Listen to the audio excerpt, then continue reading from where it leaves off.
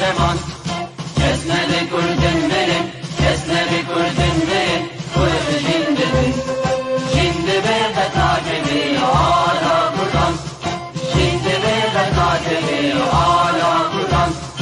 Hem kurdun rengi soğuru şureşin, sirdik günadiyan medarişan, sirdik günadiyan medarişan.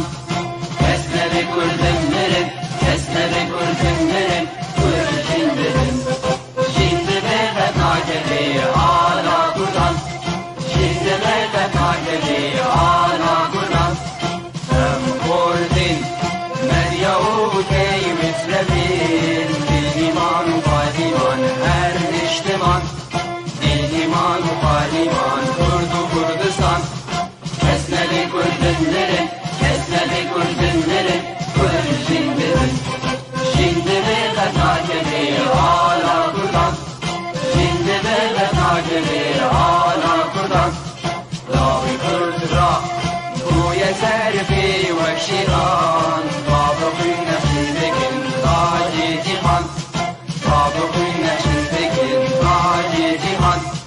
Kesmedi kurdun benim, kesmedi kurdun benim, kuyruğu şimdi bir de takibi hala buradan, şimdi bir de takibi hala buradan. Kurdunum hep hazır-u amadene, can feda ne can feda, her can feda, can feda ne can feda, her can feda.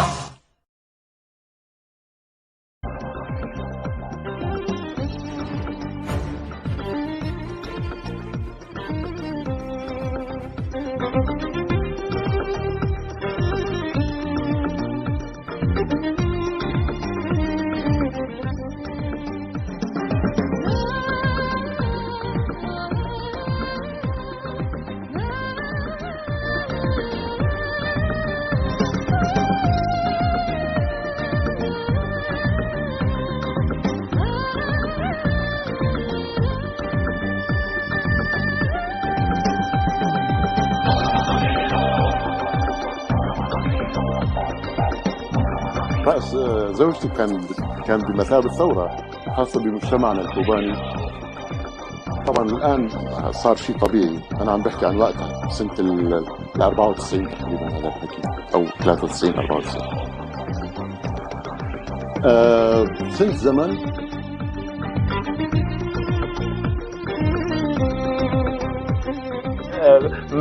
من تعريف بانفسهم، يقدمون لي انهم ملائكه، فاتقبلهم واتعامل معهم كملائكه، اما ان يظهر احدهم غير ذلك تلك هي مسؤوليتي. انا يعني سياسيا اتعامل بانسانيه، بعاطفه مع الناس. انا كنت طالب اعدادي، طالب ثانوي، ودافع عن الناس، وحتى الان انا ادافع يعني عن الناس بقدر ما استطيع. كتاباتي ايضا في هذا المجال، ولكن السياسه لا سيما في السنوات العشر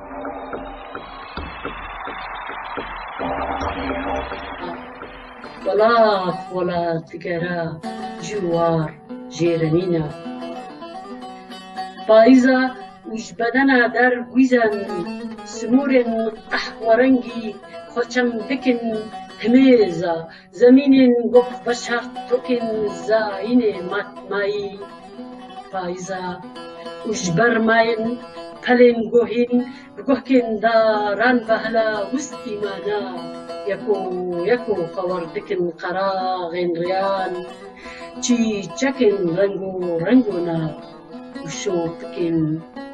شوبکن شیداین به میو بادا.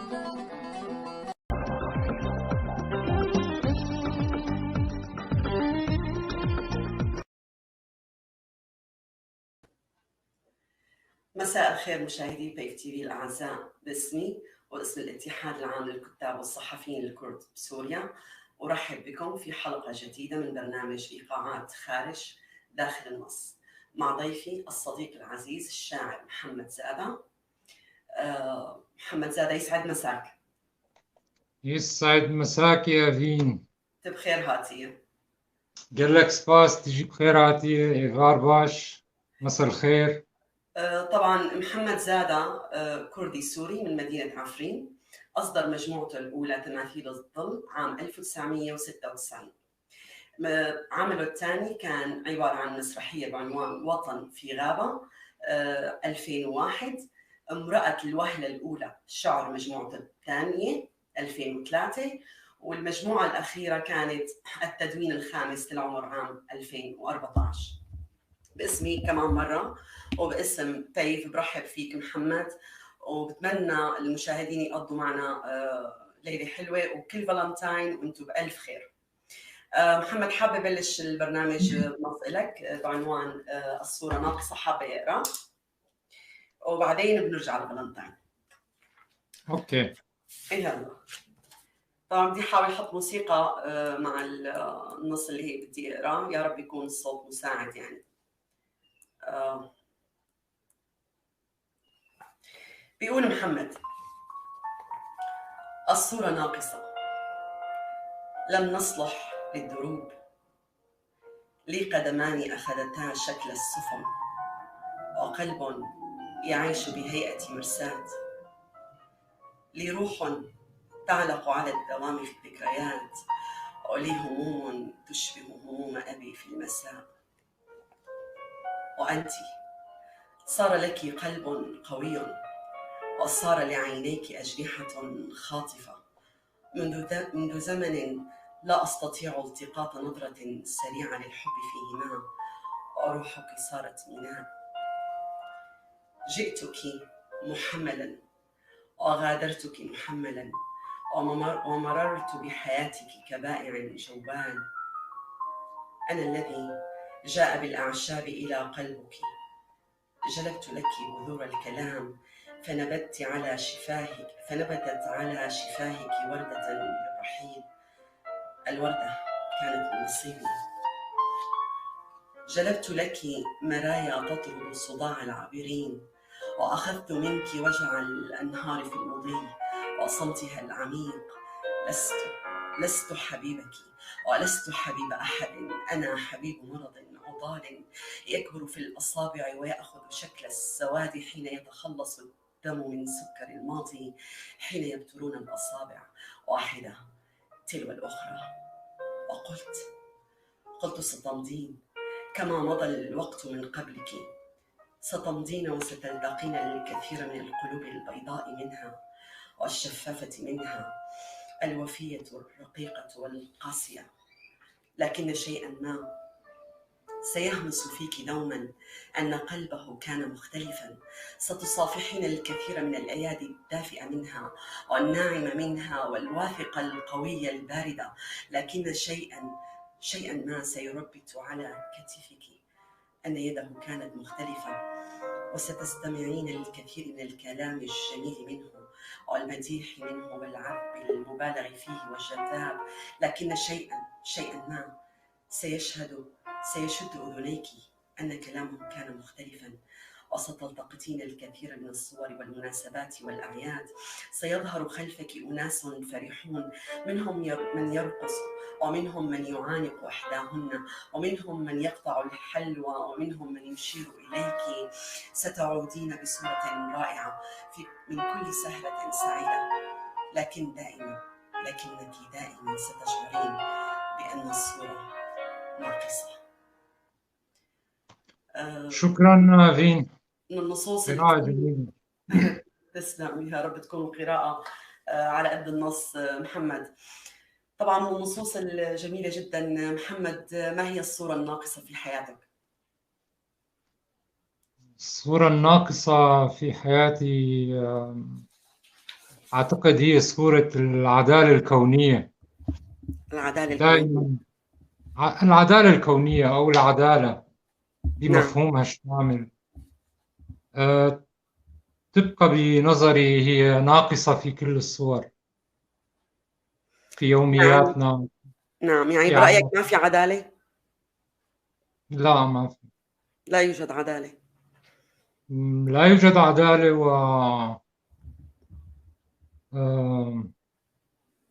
ومن الصعب تحقيق العدالة، ولهذا السبب بنشوف حروب، صراعات، نزاعات، ألم، حزن، خيبات. نعم. كل هالشيء عم يتحقق في غياب العدالة، ولكن وجود العدالة رح يوفر علينا كل هاي الخزعبلات اللي عم نعيشها والانتكاسات. فهي بتبقى بنظري الصورة الناقصة. الصورة الناقصة العدالة. محمد، كونه اليوم عيد الحب فالنتاين طبعا، بهني كل المشاهدين الاعزاء وبهنيك طبعا. شو عملت ما بدي اسالك شو عملت فالنتاين، ما لا بدي اقول لك كم مرة وقع محمد بالحب؟ مرتين. مرتين فقط. مرتين فقط. ولم أوفق بالمرتين كمان. ولم توفق بالمرتين. محمد، بتفتح الفيسبوك بتلاقي جنب اسمك بأيقونة مكتوب عنه كاتب يعمل لدى الشعر والكتابة، درس في حلب، يقيم في ألمانيا، الحالة العائلية لا يوجد معلومات للمشاركة.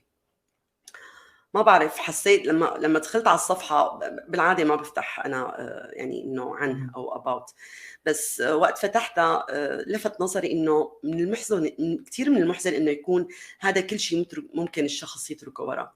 يا ترى بكفي يكتبوا جنب اسم محمد أنك تعمل لدى الشعر والكتابة؟ بكفي هالشيء ليضل بعد محمد زادة؟ بالنسبة لي بكفي، بس بالنسبة للعالم الآراء مختلفة. يعني في ناس لا يكتفوا بهذا العنوان، وفي ناس بشوفوا طبيعي جدا، ونتاج الشخص أو المضمون هو اللي راح يدل في النهاية على اسمه. نعم. فأنا بشوفه بكفي، يعني كلياتنا، أنا والأصدقاء والشعراء والكتاب عم نتشارك، عم نعمل في هذا الحقل اللي هو حقل الشعر والكتابة. محمد، نعم تفضل. كل واحد عم يقدم رؤيته وفلسفته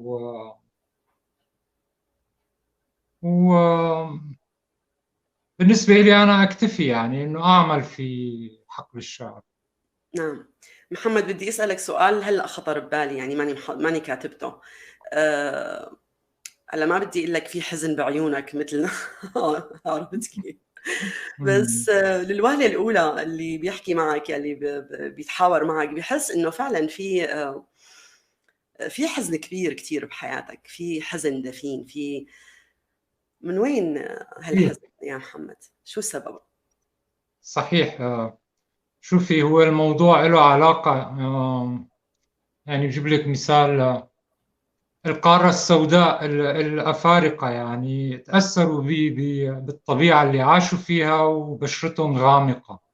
نعم. الأوروبيين تأثروا بطبيعة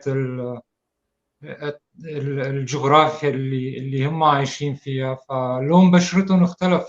الصينيين واليابانيين إلى الأصفر. في كتير حيوانات مثلا منها الحرباء، يعني حسب المحيط اللي هي فيه بتغير لونها. نعم. هاي هي أمثلة تدل على أنه الطبيعة اللي بيعيش فيها الإنسان بتنعكس في ملامحه، فبيحاول أنه يخفيها. الحزن يسكن في العينين، يعني يسكن في العيون، فبيحاول الإنسان يخبي حزنه، بس لا يستطيع. حتى ولو ابتسم طيلة الوقت بيضل في حزن في العيون. وهذا الشيء له علاقة في البيئة، في ذاكرته، في الأحداث اللي مر فيها، التجارب اللي عاش فيها. نعم. ونحن كأكراد درجة أولى، الحزن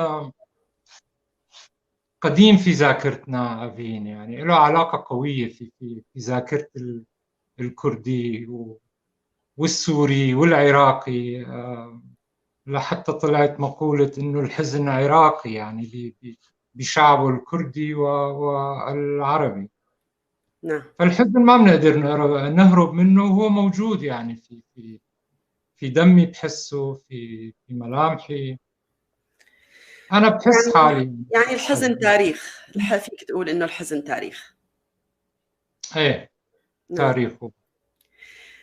محمد، ماذا فعل الشعر بك؟ احكي لي، شو عمل فيك الشعر؟ الشعر عمل فيني أشياء كثيرة يا أفين. خلاني أفهم الحياة، أفهم الناس. خلاني أكون متأمل أكثر، وخلاني أحاول دائما أخلق البديل في خيالاتي. أي شيء ما بيعجبني ما بعيشه كواقع، شوف البديل وبعيش هاي الفرضيات. يعني الشعر ساعدني في كتير محن، ساعدني في كتير أزمات، وريحني. هو طبيبي النفسي الشعر. كل ما بكتب نص أنا بحس حالي إنه حققت شيء، يعني تجاوزت هي الجلسة النفسية بنجاح، وبانتظار الجلسة القادمة. خطر لي هذا الشيء محمد. بتذكر من كم يوم كنت كاتب نص، فعلا نص كتير حزين يعني، وبتصير معي حتى سألتك كتير من الأحيان وقت بنكتب قد ما يكون النص حزين، قد ما تكون الحالة اللي عم بنمر فيها، بس بعد ما واحد بيكتب محمد بتحس بيتحول هداك الحزن لفرح. عن جد بدخل أنا بحالة فرح بعد ما أخلص أي نص كتبته. وقتها بتذكر سألتك حتى بتعليق لي على الفيسبوك، سألتك إنه محمد إنه أنت يعني ليش، يعني إنه يا ترى إحساسك مثل إحساسي إنه أنت هلا سعيد؟ المفروض مثلا القارئ اللي عم يقرأ نص حزين كتير يفكر أو يحس إنه اللي كاتب هذا النص يعني كتير حزين هلا وحالته هيك. فهي نقطة كتير لفتت نظري عن جد. نقطة صحيحة تماما أبين. أنا قلت لك الشعر هو حالة معرفية، وباعتبار أنه الشعر هو حالة معرفية، فالشاعر بيكون في أغلب وقته منشغل في عالم آخر. يعني بكون قاعد في جلسة وحواليه عدة أشخاص وفي أحاديث عم تدور، بس بيكون الشاعر في عقله الآخر، أو في مخيلته هو في مكان آخر. بيرجع لهم كل شوي، بيحكي كلمة بس بيرجع لهذاك المكان، لأنه بيحس عم يحقق أشياء في هذاك المكان. لما يفسر حزن العالم ويفسر خيبات العالم، فحس حاله أنه هو في المكان الصح. محمد، لازم يكون الشعر مشروع، بمعنى هل لديك كالكثير من الشعراء مشروع شعري يعني حابب تقدم رسالة من خلاله، ولا أنت هيك مثلي على الله ما عندك مشروع؟ أكيد عندي مشروع أفين، وكل شاعر عنده مشروع. شو راح يضيف للغة، شو راح يضيف للبشرية، شو راح يضيف للفكرة. أحيانا بيكون الشاعر هو مشروع نفسه، بس بدون ما يتبنى أنه هو صاحب مشروع، بس بعملية تلقائية عم يقدم مشروع. أنا من الناس اللي الشعر هو مشروعي، لذلك مواقفي لا تقبل الوجهان. يعني عندي مواقف، اللي بيعرف محمد زادة بيعرف وجه واحد. نعم. وهذا الشيء فرضوا علي مشروعي الشعري، إنه أنا أقول الكلمة في الوقت اللي تنطلب فيه هي الكلمة، أو قبل اسبق الوقت اللي راح ينطلب مني فيه الكلام وأحكيه. نبئ العالم، ننبه العالم، وعي الناس. في كتير ناس اليوم بحاجة لشيء بسيط جدا، وهو الوعي فقط لا غير، يفهموا شو عم بيصير. عم بيشوفوا مشاهد يومية. شو قصدك محمد يفهموا شو عم بيصير؟ يعني شو عم بيصير بالمجتمع اللي حوالينا، شو عم بيصير بالضبط، بالمحيط اللي شو عم فينا. بيصير؟ نعم. يعني مثال بسيط أبين، مم. أنا ما بقدر وقف المجاعة في أفريقيا، وما بقدر وقف الحرب في سوريا، في كردستان، التدخل التركي الأخير في فلسطين. ما بقدر أكون مع أي مظلوم في أي مكان، لأنه عم شوف الخذلان وعم شوف مسرح الدمى، الخيوط عم بتحرك الدمى والناس في هذا الصراع. أنا ما عم أقدر أعمل شيء، بس الشيء اللي بقدر أنا أعمله، وهو شيء كتير مهم، إنه أوعي هي الناس، أفهمهم شو عم بيصير وشو لازم. يعني مثال بسيط، الثورة السورية، في لحد الآن نسبة كبيرة ما بيعرفوا شو عم بيصير، مين هاد ومين هاد، والأمور لأي منحى متجهة، فهم بحاجة ليعرفوا شو مفهوم الثورة. إنه الثورة مو هي صندوق نفتحه وتطلع انتخابات نزيهة وديمقراطية وتتوزع الحقوق والخيرات. لا، دورنا نوعيهم إنه في ثورات استمرت 100 سنة. نعم. الثورة هي هذا الانفجار اللي صار من 10 سنين ومضى، ولكن الحياة ما قبل الانفجار لا تشبه الحياة ما بعد الانفجار. نعم. فنحن مهمتنا نوعي هي الناس إنه هذا شيء طبيعي. ما بعرف محمد انت بتفكر بهالطريقه، انا بفكر بطريقه ثانيه. انا عمري ما فكرت مثلا انه انا لازم وعي حدا او لازم ما لهيك قلت لك، ولا انت مثلي يعني ما عندك رساله.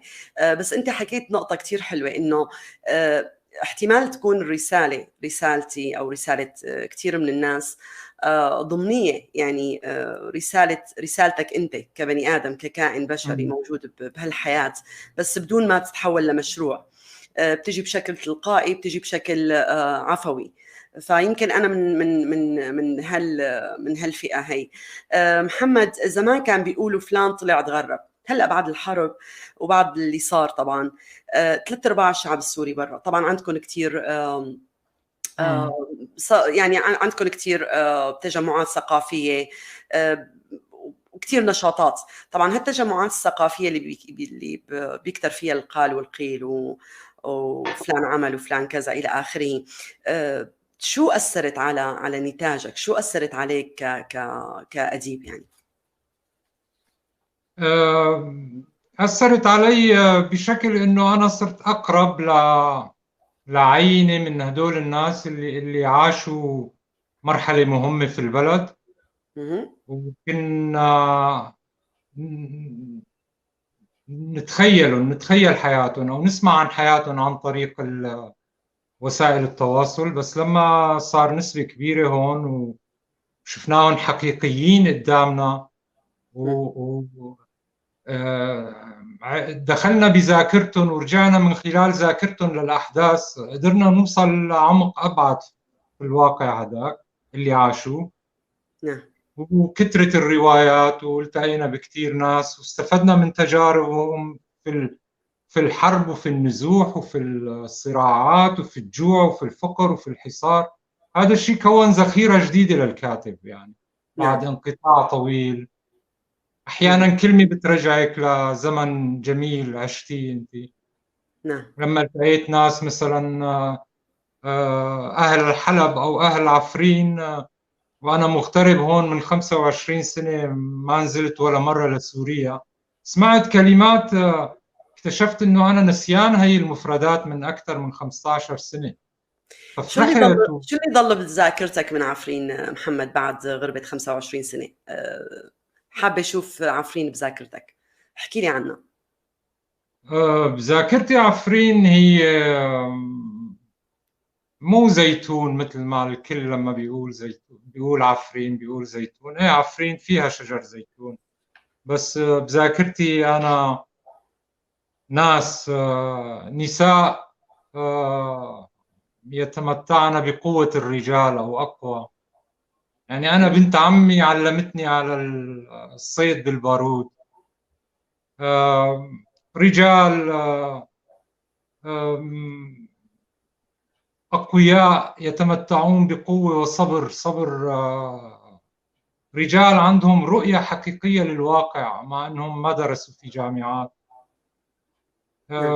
عفرين بذاكرتي هي أجمل مكان في العالم بشخوصه، طبعا بناسه. نعم. في فترة ما. نعم. متى ترتبك محمد أم أنك مرتبك طوال الوقت؟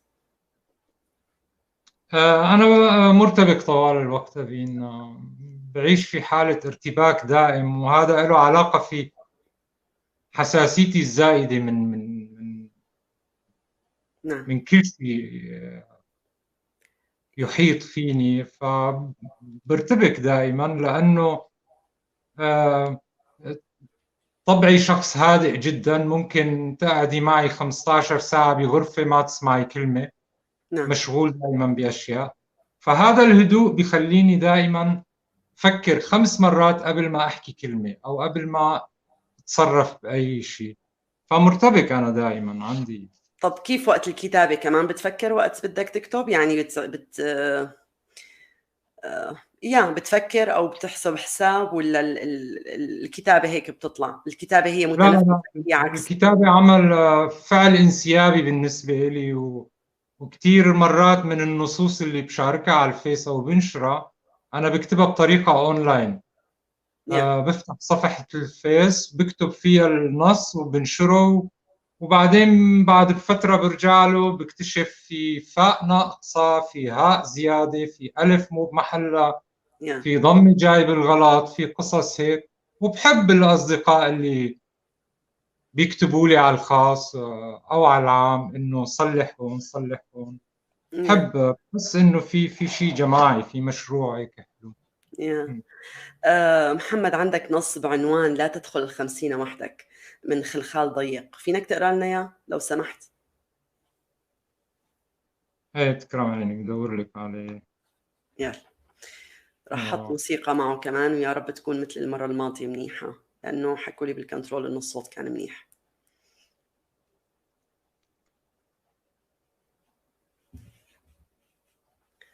جاهز محمد؟ عم انزل بالوورد على القصيدة لأنه أنا رتبتهم ورا بعض.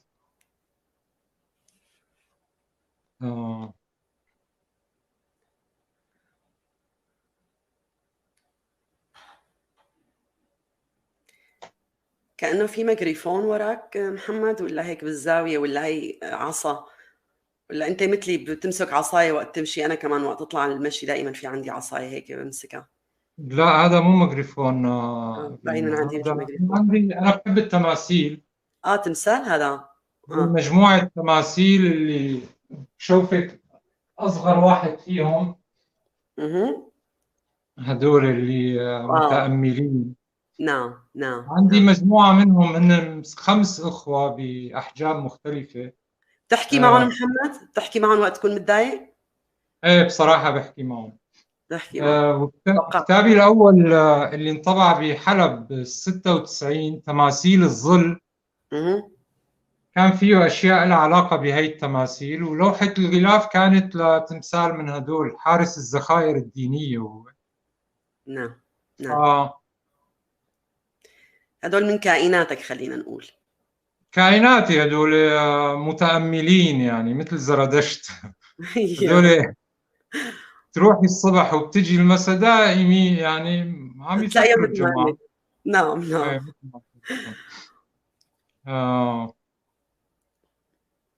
قلتي لي لا تدخل ال50 وحدك. نعم، من خلخال ضيق.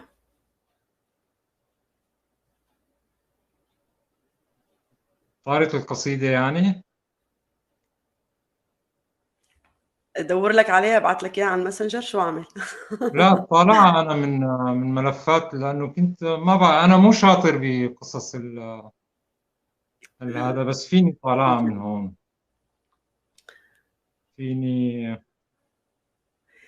خليني اسالك سؤال وانت لسه هيك عم تدور على النص. إيه تفضلي. محمد، من يقع في الحب اولا، القلب ام العين؟ والله أفين، إذا أقول لك الروح تقع في الحب أولا.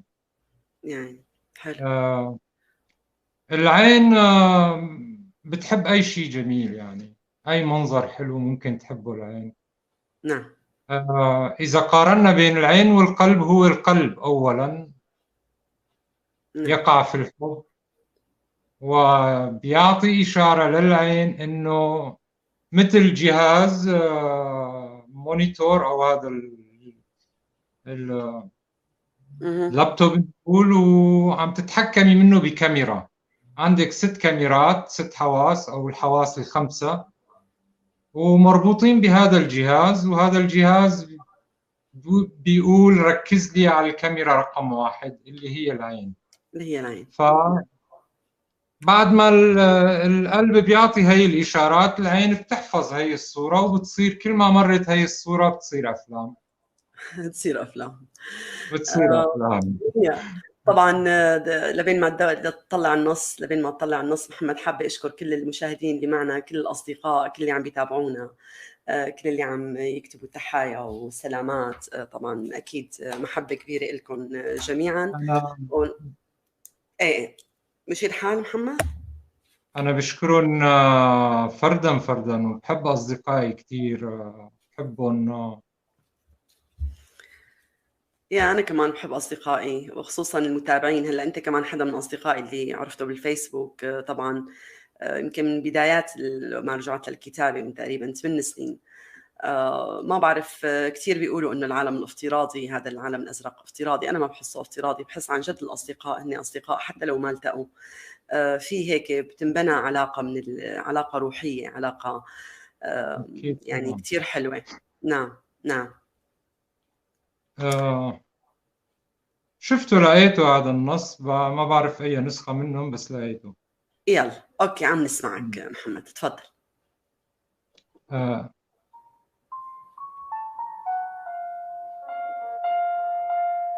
لا تدخل 50 وحدك، غادر منزلك بهدوء، انزع اسمك من على جرس الباب، اتركه فارغا كالحياة في داخله، لا تخف من ضيف مباغت سيتصل بك يسألك عن اسمك. قف أمام أي بيت يشبه بيتك، قف أمام أي بيت يسكنه عدة أشخاص، قف بثقة، ظهرك للباب، يدك على مقبضه وكأنك تسحبه. تأمل المارة لثوان، وامضي وكأنك تسكن هنا مع كل هؤلاء.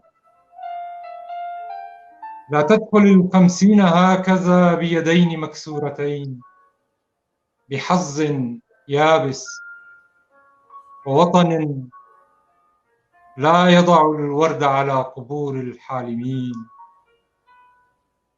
مزق هذه الذاكرة، انس بيتك. ألم تخرج الآن من بيت يسكنه عدة أشخاص وعلى الجرس أسماء لاتينية؟ أغلق هاتفك، غني الأغاني التي لا تفهمها، ولا تتابع أخبار الموت. فلو مات حارس حديقة في الصين، ستقرأ بعد يومين بأنه نازح من سوريا. ولو سقط نيزك على هذه الأرض الواسعة، سيسقط حتما في مدينتك. ولو طافت الأرض في السنغال، سيموت عجوز في حلب. انسى أنك عشت 50 عاما بالصدفة، ووصلت بلادا تحب الشجر والطرقات السريعة والشقق الصغيرة المصممة لشخص واحد. انسى الجيران الذين لا يرمون السلام، ورهبة الهدوء بعد الثامنة، والموسيقى التي تدل الشرطة إلى بيتك. انسى كل هذا ولا تدخل 50 وحدك. أوقف أية امرأة عابرة، أية سكيرة أو عاهرة، امسك يدها ل5 دقائق، قل لها أخاف أن أدخل 50 وحدي. ارقص معها التانجو، عذبها وأنت تشد على خصرها، وتأكد من أنها حية. ثم عد إلى بيتك، عد ولو بعطر امرأة على أصابعك، ولا تدخل 50 وحدك.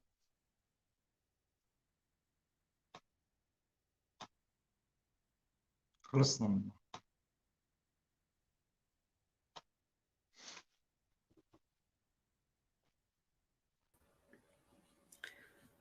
بعتذر محمد، كأنه أنا النت عندي فصل.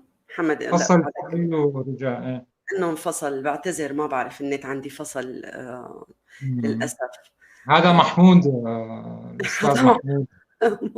ما بظن. طيب محمد، كمل، يا ريت تكمل النص. ما بعرف وين وصلت معك، بس أنا نهيته من عندي، يعني انتهى النص، هو نص طيب. طويل. طيب محمد، لو رجع الزمن وكان عندك الفرصة ما تدخل وين كنت راح تروح؟ لأي زمن؟ لأي عمر؟ كنت راح أرجع لعصر التنوير، يعني للقرن 17 18. أها، بتحس حالك إيه. بتنتمي لهداك الزمان؟ ايه، بحس الزمن اللي كان يحارب الفلاسفة، ويحارب المنطق، يحارب العقل. بحب أعيش هذيك الفترة، لأنه حاليا عم نعيشها، بس حاليا تختلف كتير عن عصر التنوير، لأنه حاليا مسيس الصراع مسيس ضد الفكرة، بس بوقتها ما كان مسيس ضد الفكرة، كان مؤدلج بطريقة أخرى يعني. فبحب أعيش زمن فولتير و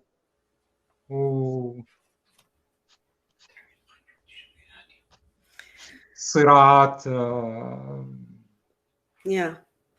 يعني بتحس حالك فارس محمد؟ بتحس حالك فارس هيك؟ بتتخيل حالك فارس؟ بتحب تكون فارس؟ إلها علاقة شيء بالفروسية القصة؟ بحب كون فارس، لأنه بحب كون في كل مكان وساعد كل الناس. نعم. فبحب لهالسبب بحب كون فارس، يعني حقق أحلام الناس وأقدر خليهم يكونوا أكثر سعادة. كيف تحقق؟ كيف فيك تحقق أحلام الناس؟ محمد قبل شوي قلنا إنه نحن ما فينا نغير شيء، حتى بالكتابة ما فينا نغير شيء، يعني إيه بنكتب بس. تقدري تحققي لهم أحلامهم لما تفهميهم موضوع الأمل والخيبة، فتحققي لهم أحلامهم، إنه تقنعيهم يتخلوا عن هذا الحلم، فرح يتخلوا عن خيبات في انتظارهم في المستقبل، فهيك عم تساعديهم. أنت عفوا ما فهمت، بدك تخليهم يتخلوا عن أحلامهم قصدك؟ بالضبط. مو فبالتالي كل الأحلام عن الأحلام، فبالتالي فأنت ما رح تتألم. بس هي مو حياة محمد. بس أنت عم تساعديهم. بس هيك كأنه واحد عايش ومو عايش، يعني أنت عايش بس مع وقف التنفيذ يعني أنت، لا، أنت إذا تخلقي لهم جو آخر في أحلامهم، إنه لا، هذا الحلم هذا صعب، هذا الحلم لا تفكر فيه، ترتبي له أحلامه، ترتبيها بطريقة أخرى. يعني في ناس وصلوا لعمر 50 وما بيعرفوا إنه هن رسامين. دائما في اطباء يعني فشلوا بمهنه الطب لانه قصدك انه تشدهم اللي فهمت، انا فهمت قصدك غلط محمد، قصدك انه انت تشدهم لروحهم، لنفسهم، للشيء يكتشفوا الحلو ذاتهم جوا. اكثر، يكتشفوا داخلهم يكتشفوا اكثر، ذاتهم. نعم. يسافروا. يعني انت بتعرف في ناس بيعرفوا آلاف الأشخاص في محيطهم بس ما بيعرفوا نفسهم هن من جوا. أنا شو بدي؟ هذا السؤال عم يتكرر آلاف المرات كل يوم. كل حدا بيقول لك أنا شو بدي، ما عم بعرف شو بدي. نعم. فلما أنا خليه يعرف شو بده بكون عم ساعده، عم حقق له حلم من أحلامه، وهو أهم حلم. محمد، بتظن إنه الفن خلق ليعمل هذا الشيء؟ الفن خلق لأسباب كثيرة يا فين. يعني الفن خلق له علاقة بالوجود، يعني خلق ليفهمنا حقيقة الوجود، التعامل، كيفية التعامل مع الوجود. طبعا في الشعر والأدب يعني بيعمل حبكة لهي القصة، إضافة الجماليات للوجود بيخلي كل شيء يظهر أجمل مما هو عليه. يعني ف محمد، ما بتحس أحيانا إنه الفن أو الكتابة هي هروب من الواقع، أو من الفشل الواقعي، الشيء اللي بنفشل فيه بالواقع فبنهرب للشعر؟ ما بتحس هيك أحيانا؟ لا، أنا ما بحسه هروب من الواقع.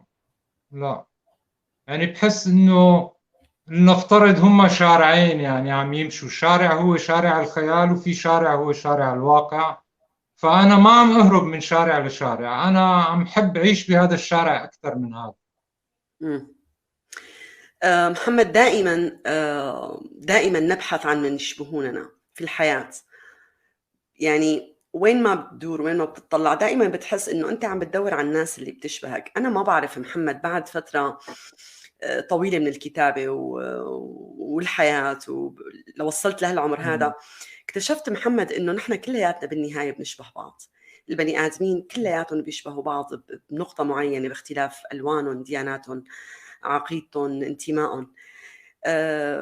النقطة اللي بتجمعهم هي هالضوء اللي بروحهم. محمد، أنا هيك بحس وهيك بظن. يا ترى أنت برأيك شو اللي النقطة اللي من خلالها بيتساوى فيها عندك البشر، أو كلياتهم بيصيروا مثل بعض؟ إنسانيتهم.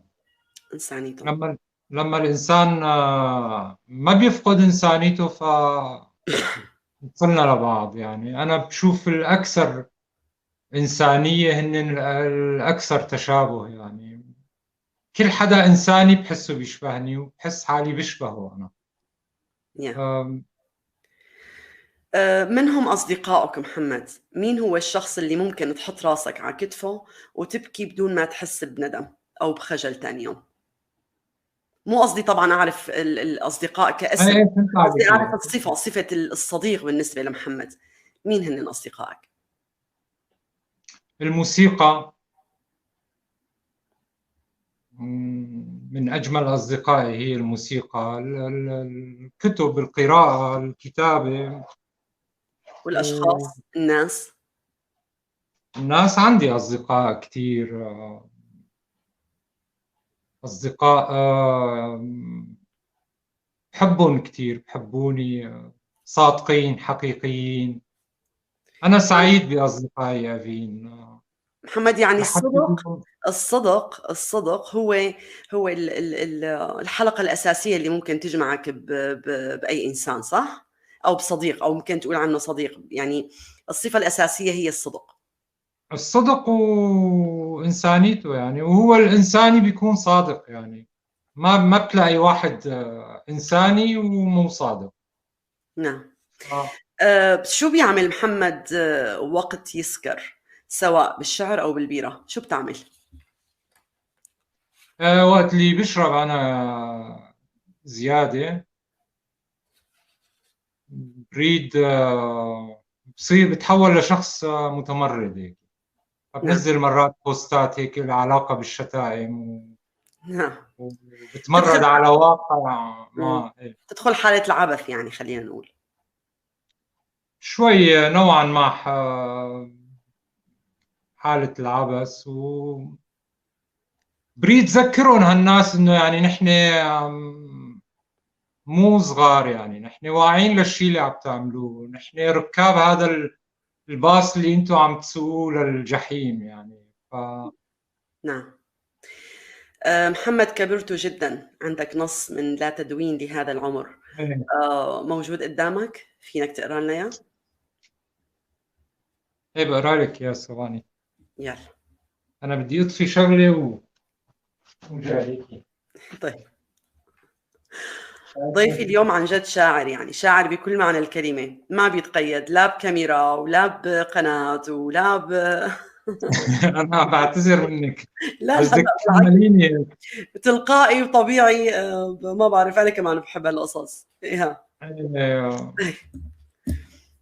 ما في احلى من انه الانسان يكون طبيعي يا فين، يعني نعم نعم، جرافاتها وهالقصص معهم، بعرف مع ما. احترامي لكل إنسانية. موضوع يتعلق بالأناقة لا أكثر يعني، بس نعم الإنسان الطبيعي هو طبيعي بأي شكل من الأشكال. كبرت هو نص قديم يعني، بيرجع ل 2013 يمكن.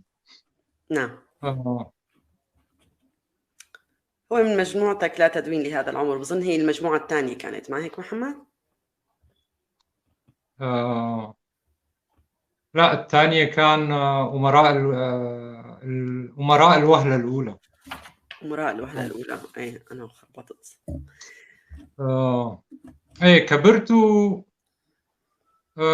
كتبت طبعا في بلاد المنفى أو الاغتراب. نعم. كبرت ولا زالت روحي هناك في شارع المدرسة، أمي تسحبني إلى الصف وأنا صراخ يعلو في الممرات. كبرت، لا أحد يشتري لي ثياب العيد، ولا أحد يسألني عن ولي أمري. صار عندي بيت وصرت أعرف تكلفة المؤن، وكيف تنتقل من السوق لمطبخ البيت. وعرفت أن الحلوى لا توزع مجانا، وأن الأم أيضا تحب الحلوى ولا تأكلها.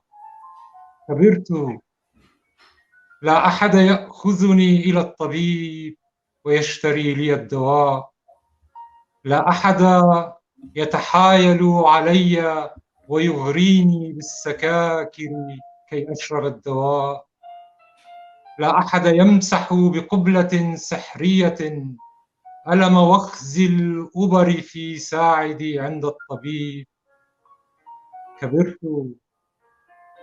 لا أحد يزين البيت بصوري، لا أحد يسرح شعري أو يوبخني إذا اتسخت ملابسي، لا أحد يقلق حتى الصباح إذا سهرت خارج البيت، لا أحد يفتش جيوبي، لا أحد يشتم أصابعي إن كانت تفوح منها رائحة الدخان. كبرت، فقدت أعمامي وصرت عما، وفقدت أخوالا وصرت خالا، وصار اسمي يكتب على بطاقات الدعوة لأعراس الأقرباء والأصدقاء، وصرت أشتري ملابس العيد لأطفالي، وعرفت لماذا كان أبواي يشتريان لنا ثياب العيد ويرتديان ثيابهم القديمة. كبرت وصار عندي علاقة مفاتيح ومحفظة نقود ودفتر ديون، وأصدقاء يعملون في السياسة ويكذبون، وأصدقاء يعملون في السياسة ويكذبون، وأصدقاء لا يعملون في السياسة ويكذبون، وأصدقاء يخدعون نساءهم، وأصدقاء عشاق يعودون إلى الجرح كل مساء وينتظرون امرأة سافرت بعيدا، وأصدقاء أشعلوا الثورة، وأصدقاء قتلتهم الثورة، أصدقاء طيبون فوق الأرض، وأصدقاء رائعون تحت الأرض. كبرت كثيرا يا أمي، وأجريت تخطيطا للقلب وفحصا للعيون، وصرت أتناول المسكنات، وقرأت كتابا عن الأنسولين وكتبا عن الزهايمر. تقول ويكيبيديا أنهم يموتون بعد سنوات 7 إذ يدخلون المراحل المتقدمة من المرض، أي تلك المرحلة التي تسألك فيها أمك عن اسمك وأنت تصمت لأنك تنسى اسمك، تنسى مثلها، تنسى الوطن والناس والجيران، تنسى الذين ماتوا وبكيت سنوات عليهم، تنسى الحرب وما خلفته، وتنسى لماذا أنت هنا. لو أن أمي تتذكر كم كان جميلا اسمي في فمها كحبة كرز. كبرت وأستطيع بسهولة أن أميز بين الصداع والأحزان، وصرت أسافر وحدي وأقرأ الصحف في القطارات، صار عندي هاتف جوال، وصرت أفهم لعنة المسافات. كبرت يا أمي ولا زلت ذلك الطفل الواقف هناك في 6 من العمر، المختبئ خلف الباب خجلا من الضيوف، والذي كان يتعلق بثوبك في الشوارع ولا يغادر حضنك في بيوت الغرباء، ذلك الطفل الذي كان يجمع كل الجيران ببكائه إن استيقظ مرة ولم يجدك. كبرت. الله الله يا محمد، تسلم روحك. محمد أخذني لبعيد بالنص تبعك. ايه كبرتوا، كلابنا بنكبر على ايد الحياة، بنكبر يا محمد. محمد، في بالكنترول عنا في كم سؤال ورد هيك، يا ريت ترجعوا تعيدي لنا اياهم. في ناس عم تسأل أسئلة هون، حابة هيك نرد عليهم شوي محمد بعد إذنك.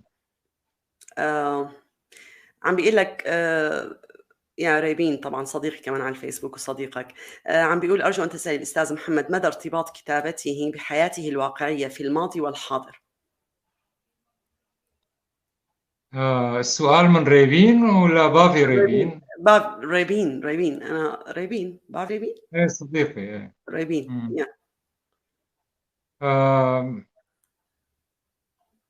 أنا حقيقي في كتاباتي يعني، وكل كتاباتي تعكس صورتي أو تعكس طريقتي في التفكير، طريقتي في التعايش، في التعامل مع الحياة، طريقتي اللي كانت في الماضي وفي الحاضر وفي المستقبل. فما بقدر أفصل بيناتهم. لما بكتب شيء له علاقة بالأدب بالشعر هو من حياتك، هو جزء من حياتك يعني. أكيد. لأنه بيقولوا ناس إنه لا، يعني أنا كمان بعتقد محمد إنه الكتابة هي بتكتب أنت الشيء اللي عم بتعيشه، يعني ما في شيء اسمه أنا بكتب من الخيال يعني إلى حد ما. في سؤال تاني هون، الأستاذ نصر محمد عم بيقول هون: الحب موقف بطولي وأعظم ابتكار للحضارة الإنسانية. الشاعر محمد زادة كيف ينظم نعمة الحب لخدمة القصيدة لديه؟ تحية لصديقي نصر، حييه. هي العملية بتصير عملية انسيابية أو تلقائية. الإنسان لما بيطرد الشر من داخله وبيترك الخير فقط في داخله، والحب هو الخير، إنك تحبي كل شيء، تحبي الحياة، تحبي الناس. نعم. فبهي العملية بيصير كل شيء تلقائي عندك، يعني إنه تكتبي عن الحب بحب، تكتبي عن الحياة بحب. عم بيقول ديلاور كورد عم بيقول الشعر هو ذلك الكلام الموزون لحنا العذب لغة. لا، ما عم بقدر شوف منيح. لا يتقنه إلا قلة قليلة. ما لا أنا سوري، فكرت أنا سؤال بس مو سؤال. لو سمحتوا تحطوا لنا الأسئلة على الشاشة إذا في أسئلة معينة.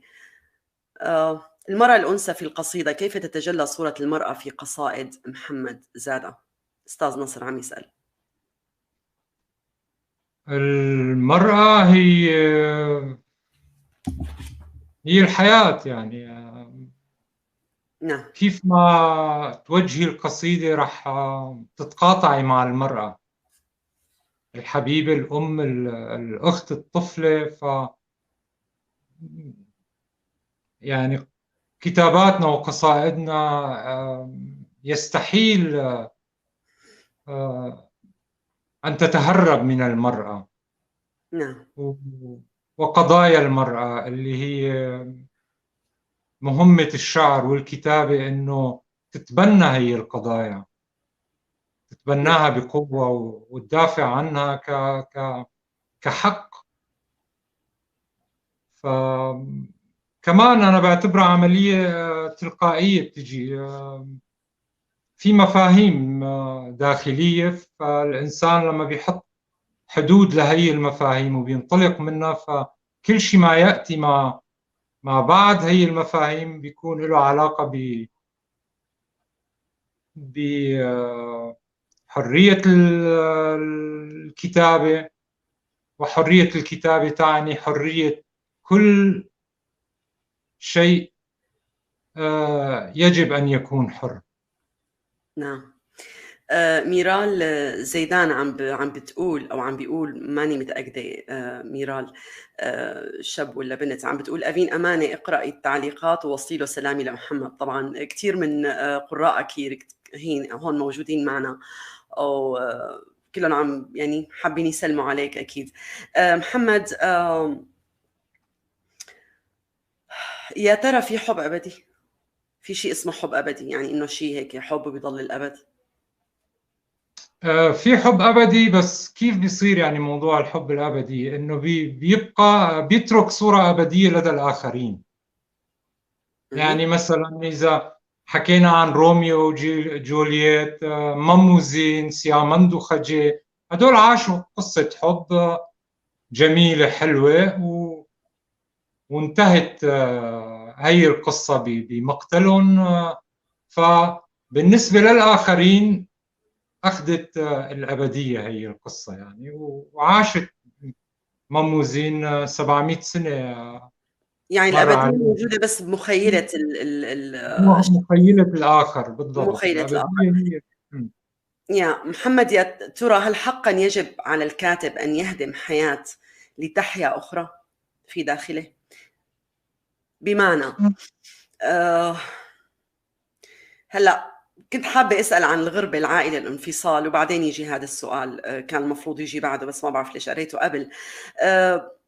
ماني حابة أتطرق كتير يعني ماني حابة أسألك أسئلة شخصية طبعا أكيد، بس أغلب الكتاب أو الشعراء الفنانين بتلاقيهم بالأخير يعني بيهدموا طرف من حياتهم حتى يعيش الطرف الثاني. يا ترى لازم هيك يكون يعني، ولا في واحد يوازن بين الحياتين أو الواقعين الموجودين، اللي بخياله وبروحه والواقعي؟ صعب يقدر طرف واحد يخلق هذا التوازن.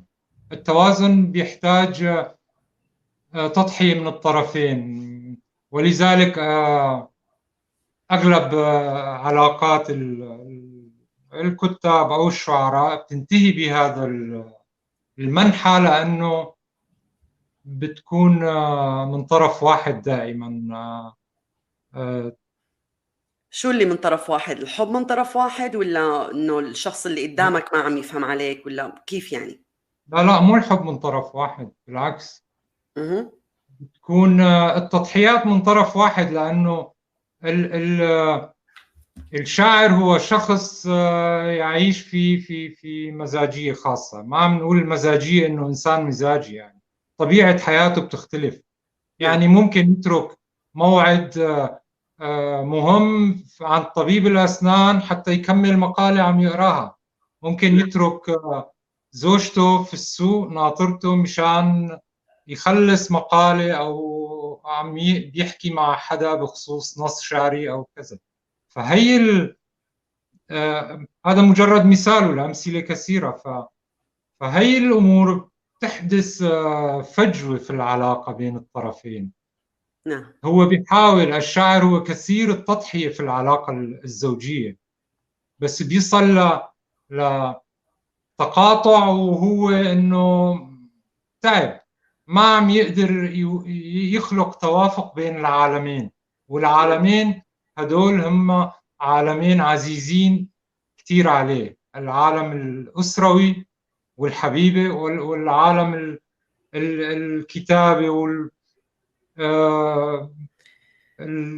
انشغاله الدائم بهي القصص. فبيصير انه هو في حالة استنزاف.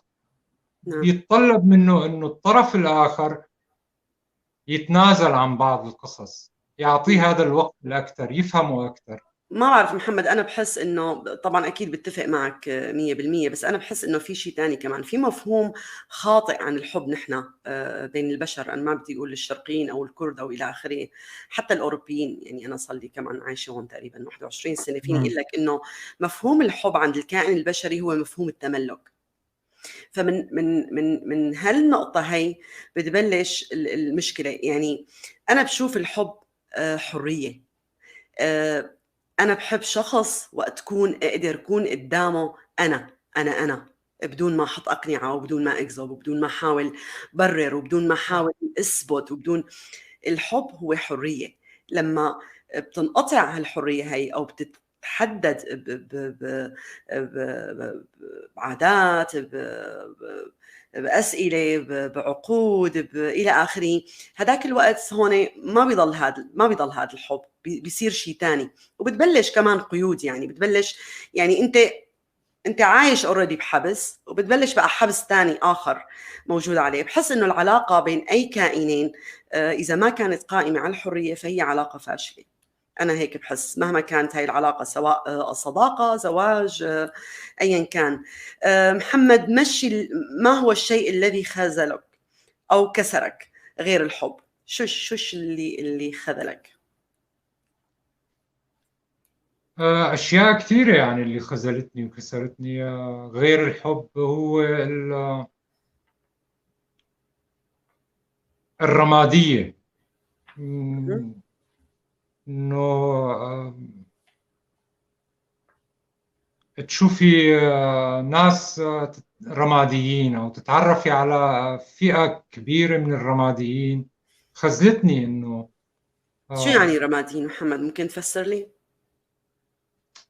الرماديين، أو بجيب لك تفسير أبسط، يعني اللي التزموا الصمت حيال كل شيء عم بيدور حوالينا، أو مسكوا العصا من منتصف، من نعم. المنتصف. هدول خذلوني. كنا بحاجة كتير إنه نتفق، أكبر عدد من الناس نتفق مع بعض على الحق والباطل. الناس فقدت الثقة بأنفسها، وطبعا هذا الشيء مو وليد اليوم، من بداية الخلق. يعني لما سقراط قدم فلسفته كانت كلها هي إعادة الثقة للناس وللشباب في مفهوم الحق والباطل. نعم. فهدول الناس خيبوني كتير أفين. نعم. الناس الضعفاء كمان خذلوني، بحس بالخذلان منهم. نعم. اللي بتنازل عن مشاريع وجودية لأجل مشاريع مادية أو مادية. نعم. ابراهيم حسو عم يسألك سؤال، يا ريت تقراه محمد، موجود وتجاوب عليه. السؤال موجود على الشاشة.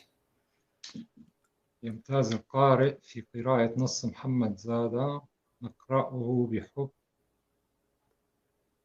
نص محمد زادة أن نقرأه بحب، أن تكون وحيدا وبعيدا عن مشاعرك كي لا يلحظ أحد دمعتك وحزنك، وأن تكون بمحاذاة وحوار نفسك كي يساعدك لأن الله أثر بالعالم الذي يتوسع على السؤال طول. بيقول: ما الذي أضافه محمد إلى الشعر، وما هو الشيء الذي أضافه الشعر لك؟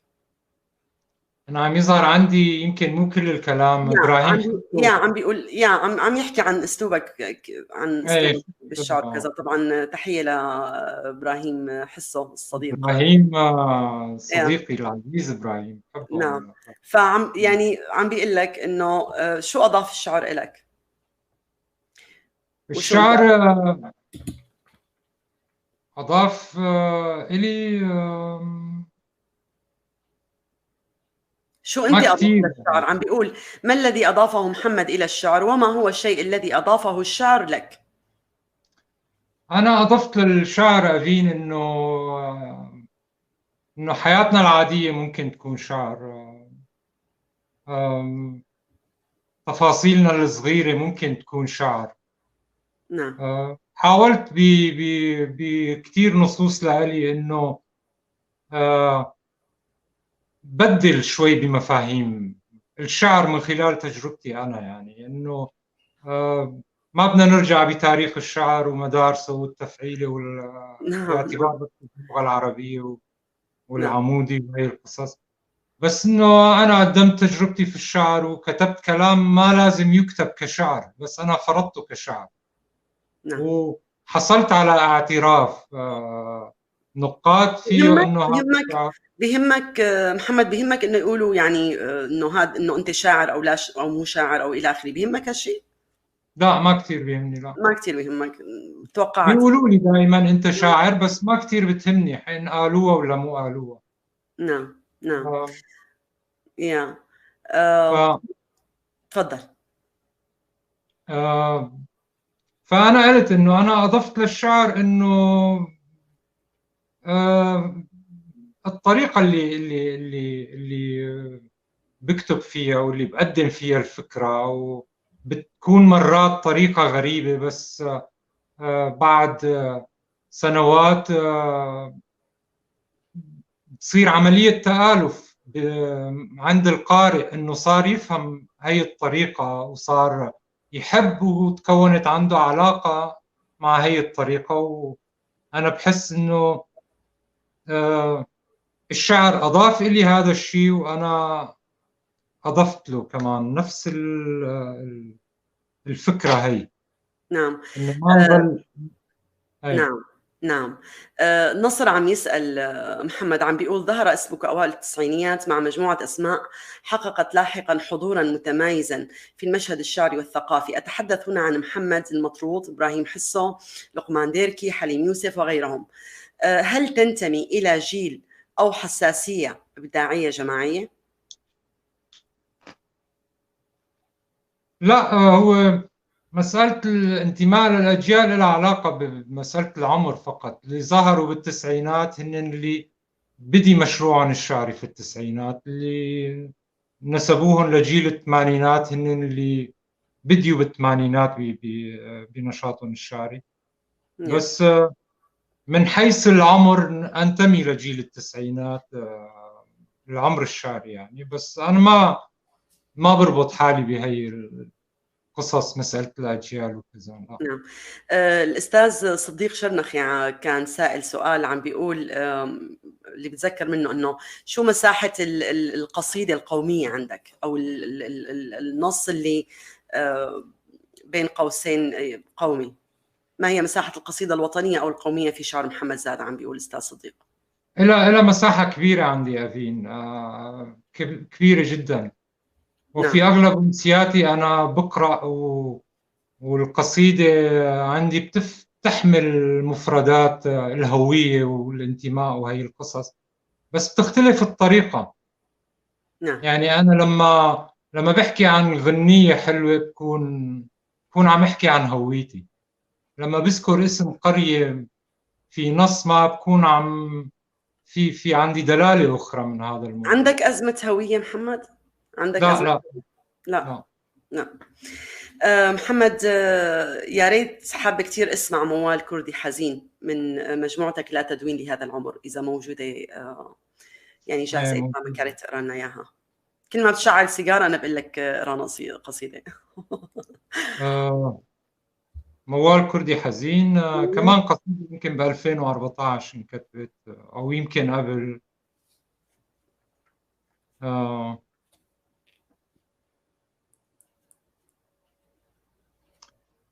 موال كردي حزين كتبته في ذاكرتي. يعني طبعا نحن بنمضي من مكان لمكان لمكان لمكان، بس لما بنقعد بنكتب بنرجع بذاكرتنا لهي الأماكن كلها ونكتب عنها. نعم. أطول ثوب رأيته كان ثوب الحزن، حين ارتدته أمي ووقفت أمام الباب تستقبل الضيوف. سألتها عن أبي وسألتني عن الجهاد.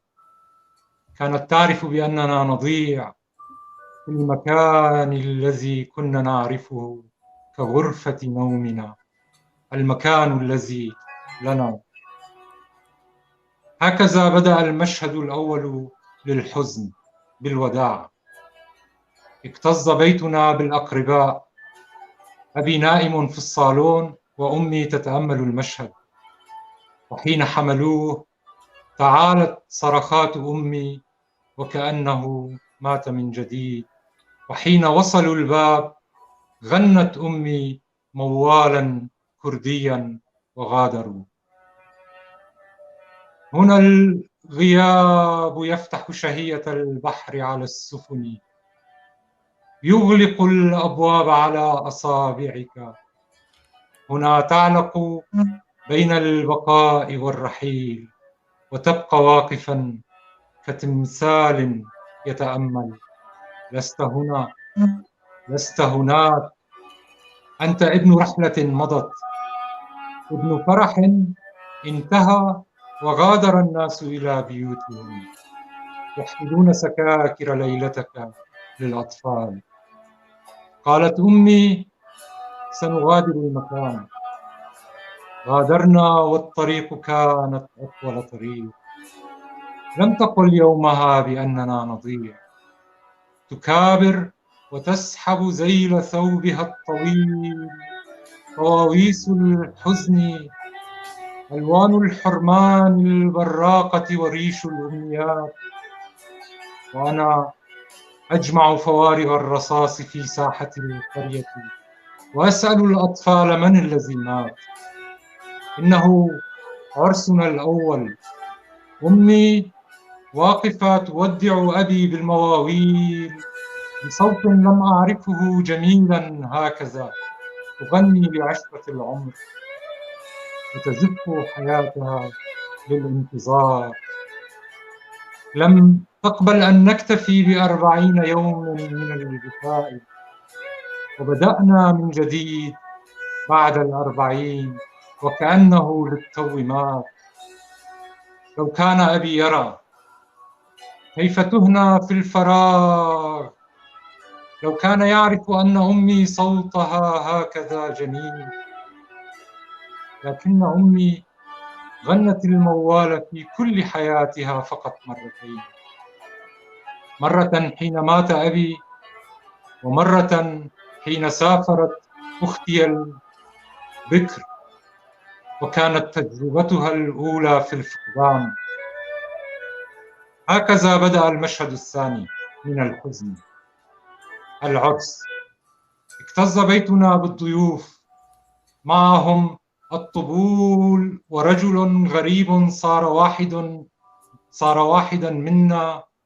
كانت أختي ضائعة في ثوبها الأبيض، كانت سعيدة حزينة مرتبكة وجميلة كقمر أزرق. وأمي تتأمل المشهد، أخذها من يدها ذلك الغريب وغادروا. بكت أمي وبكت، وبعد يومين سمعتها تغني ذلك الموال، موال كردي حزين. لو كان أبي يعرف لما مات بيننا، لاختفى في مكان ما كما يختفي السياسيون في هذا الوطن، ولظلت أمي تنتظر. كانت ستقول لنا كل صباح: حلمت البارحة إنه يعود. أمي تصدق الأحلام. رأت أبي في الحلم بعد عامين، قالت: هو في الجنة. قالت: كانت ثيابه بيضاء ولحيته طويلة، وقال لي: أنا في مكان جميل. أمي ارتاحت من ذلك المصير، فأرسلت أبي إلى مكان جميل ولم تنتظره. قالت: هي أعوام وألتقيه. لا أحد كان يعرف أن أمي صوتها جميل، لكنني سمعتها مرتين، في الوداع والزفاف. وحين سافرت أنا قال لي أخي: بعد رحيلك بيومين فقط غنت أمك ذلك الموال، أيلولو دلال، موال كردي حزين. انتهى. من النصوص كتير النصوص اللي بتحكي عن الغربة، من النصوص اللي بتمس كتير ناس مثلي ومثلك محمد. طبعا مثل الناس اللي قضوا 3/4 عمرهم برات البلد أو بعيدين عن الوطن. كان ورد سؤال هون بظن محمود عباس عم بيقول، خليني أحط السؤال يا إلهي. طيب، عم بيقول: هل الشعراء يسعدون المجتمع والشارع أم يخلقون الحزن؟ وما هو أفضل الأجواء، الحزينة أم السعيدة، الحرب أم السلام؟ عند أفين عم يسألني إلي. طب تعال سألني. طيب هون سؤال إلك. السؤال إلي ولا إلك؟ ما بعرف. ومحمد كشاعر وأيهم يلهمونهما. بظن عم بيقول يعني بأي طرف، يعني بأي أكثر، الحزن ولا السعادة اللي بتلهمنا؟ يعني أنا وأنت، فأنت كشاعر وأنا كشاعرة، فأنت شو اللي بيلهمك أكثر محمد؟ طبعا بحيي تحياتي للأستاذ محمود، وتابعه أنا وبتابع مقالاته كتير وبقرأه يعني، وله حضور، وبقول له مساء الخير لا طبعا الحزن أكثر.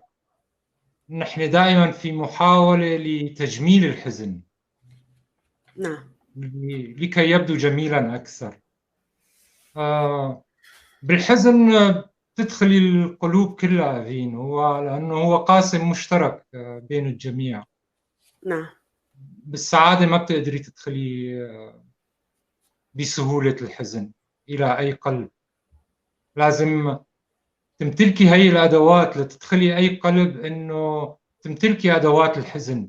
كم مرة توجع هذا القلب وتحاولي تفسري له هذا الحزن، كم مرة تألمت روحه. أي مرة كانت قمة الحزن عنده ترتبي له أحزانه، فتدخلي بسرعة أكثر وتجمليها طبعا. نعم. هلا ما بعرف، بالنسبة إلي أنا ما بقول إنه أنا بدي أكتب حزين أو بدي أكتب ما بعرف، بحس القصة عندي أكثر تلقائية، يعني بتحسها هيك تراكم، بيصير تراكم معين من تأمل، من حياة، من كثير، من ممكن تكون من رواية، ممكن تكون مقطوعة موسيقية، من كثير قصص بتمر بحياتنا محمد، بيصير تراكمات وفجأة بتطلع على شكل نص. محمد بطال سليمان، المخرج المعروف جدا بالوسط الثقافي العربي، حائز على ذهبية الدراما العربية بمهرجان الخليج للإذاعة والتلفزيون. وطبعا عن مسلسل زمان لول. وطبعا لك مسلسلات كثيرة، زمن الطيبين، شبيه الريح، وبظن أخرج كم حلقة من مسلسل طاش 18.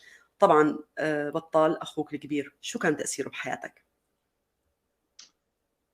آه، وليش بطال الاسم، يعني ليش هو بطال سليمان وليش أنت زادة؟ يعني يا ريت تحكي لنا عن هالنقطة.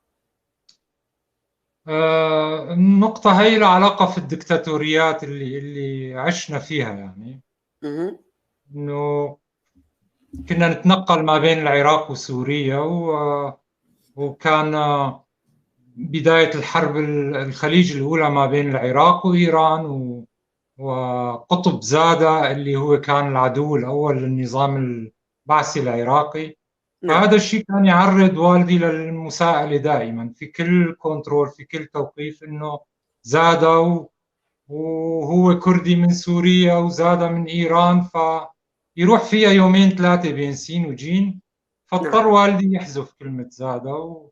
وعندنا في العائلة يعني عندي أعمامي زادة، وفي أعمام سليمان أو أحمد. نعم. واقع هو فرض علينا هاي القصص. فأنا كمان اسمي محمد سليمان زادة، بس بطال اسمه بطال سليمان. نعم. بطال هو أقرب صديق لإلي،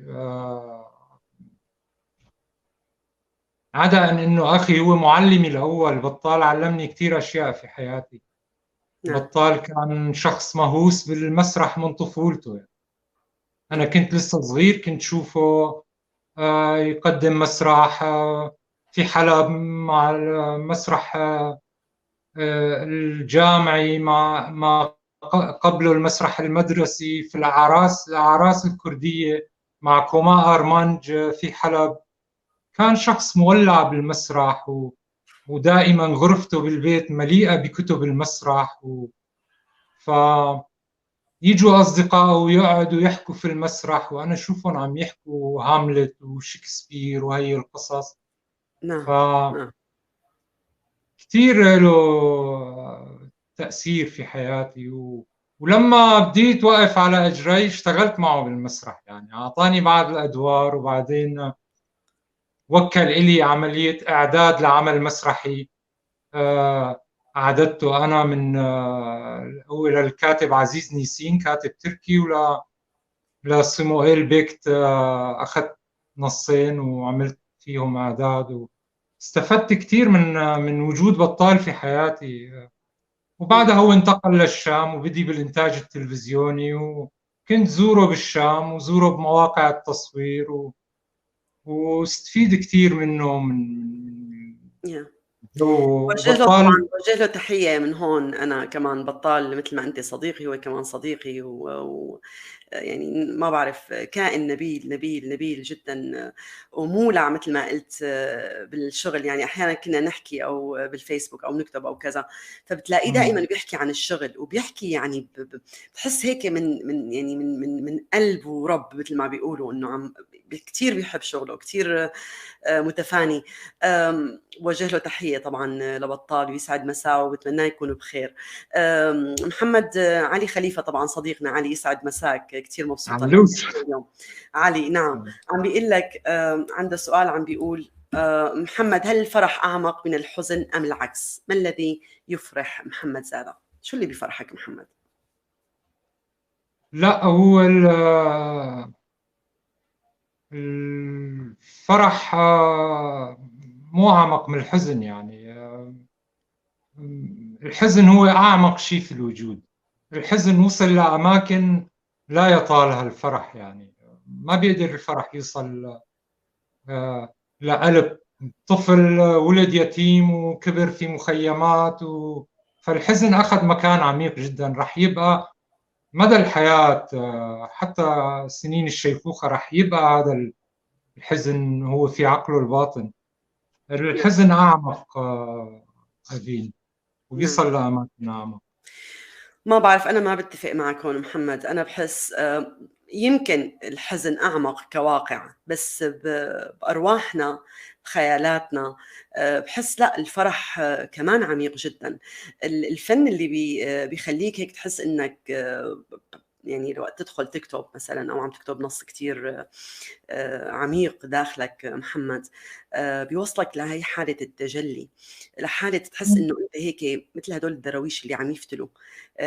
فهالحالة هي بتخليك ترتفع، روحك ترتفع، يعني بيصير عندك كيف بدي أقول لك، كأنك جزء من الحياة كلياتها، كأنك جزء من كل شيء حواليك، سواء سعادة سواء فرح سواء خير سواء شر. فهون لحظة السعادة أنا بحسها أعمق من الحزن. إيه ممكن تكون أعمق من الحزن. الفن ممكن يعمل هذا الشيء. ما بعرف إذا أنت اختبرت هالقصة ولا لا، بس أنا عندي هيك بحسها أحيانا. عفين، شو رأيك تسمعينا شي قصيدة لك؟ أنا ماني محضرة شيء محمد. ما عندك الفيسبوك؟ سمر شيخو عم تقول أبوس روحك أبوني وزاد الغالين، يسعد مساكي يا سمر، يسعد مساكم جميعا، جميع مشاهدين سمر جيلة تحية. يا جميع محبي الشعر، محبي الفن، محبي محمد زادة، ومحبي طبعا الناس اللي بيقروا لنا، قراءنا الأعزاء، أصدقائنا الحلوين. طبعا شكر كتير عميق للجميع، وممنونة بوجودكم وكتير سعيدين معكم. محمد اليوم عيد الحب ونحن قلبناها دراما. يعني ما بعرف شو حابة أسألك شيء تاني عن الحب. محمد، زمان كان الجدات أو الأمهات يقولون لنا نحن الصبايا إنه الرجل مثل الظل، كلما هربت منه يلحقك، وعندما تديرين ظهرك له يختفي. لأي درجة هالمقولة صح بالنسبة لك يعني؟ طبعا الحزن كيف كان؟ مو الحزن، في شيء هلا نحن وقت كنا صغار يعني صبايا لسه، عرفت، كان مثلا الجدات او الامهات بيحكوا، فبتذكر ستي دائما الله يرحمها كانت تقول انه الرجل مثل الظل، الرجل مثل الظل، كلما هربتي منه، كل ما هربتي منه بيلحقك بيلازمك، بس وقت تديري وشك له بيختفي. لأي درجة هالمقولة صح؟ يعني لأي درجة المرأة وقت تعبر عن مشاعرها عن محبتها للرجل هذا الشيء بيخلي الرجل ينفر؟ أو يا ترى عن جد هل يجب للمرأة أن تكون بحالة هروب دائم حتى الرجل يحس أنه هو بيحبها؟ ما بعرف إذا السؤال للأسف يعني هذا الشيء صح. طبعا مو عند الكل أو الجميع يعني، بس نسبة لا بأس فيها من الرجال هم بيفكروا بهي الطريقة، يعني إنه عندهم فلسفة غريبة في الحب.